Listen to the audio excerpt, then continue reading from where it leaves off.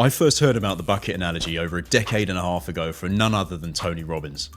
The bucket analogy explains why so many high performers work harder every year, yet feel more depleted, less present, and increasingly stuck. The mistake most people make is assuming they have an unlimited amount of water. They don't. Every leader has a finite amount of energy, focus, time, and emotional capacity each day. That water must be intentionally distributed across the 3 core buckets. Bucket number 1, health. Number 2, business. And number 3, relationships or family. The problem I see is over-investing in one bucket. Most CEOs pour the majority of their water into the business bucket. More meetings, more decisions, more pressure, more responsibility, and constant problem solving. That bucket often becomes full, sometimes even overflowing.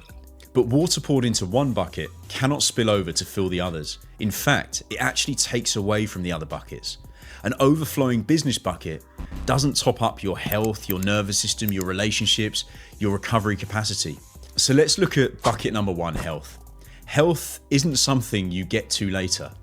It's the glue that holds everything together and supports every other bucket.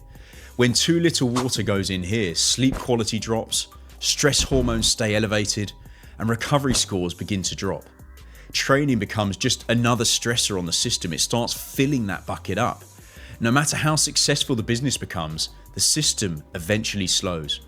You don't collapse because you didn't try harder. You collapse because the health bucket wasn't a priority for long enough. Bucket number 2, business. And business absolutely deserves focus, but not at the expense of everything else. When all the water goes in here, cognitive fatigue increases, decision quality declines, and your perspective begins to narrow. You then start being reactive, which really starts replacing that carefully curated strategy when you're cognitively sharp. The irony is that overinvesting in business often reduces performance. Clarity doesn't come from more hours. It comes from a nervous system that can think with clarity. Now let's look at bucket number 3, relationships and family. This is most commonly the neglected bucket, and one with the highest downstream impact. When too little water goes into relationships, emotional safety begins to decline. Your presence just disappears. Stress follows you home, and recovery never really happens. You don't switch off by accident.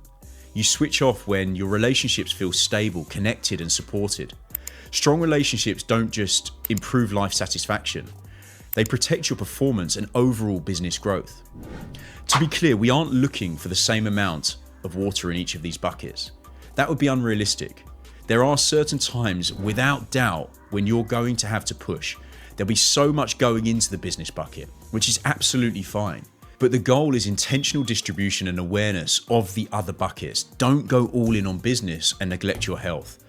Don't go all in on business and neglect your family and relationships. So think about the bucket analogy and think about where your water is distributed. A task I'd like you to carry out. Ask yourself, where am I currently over-investing, and which bucket is quietly running dry? That answer tells you exactly where your focus should be. Not through more effort, through better allocation of where you're putting the water and into which bucket.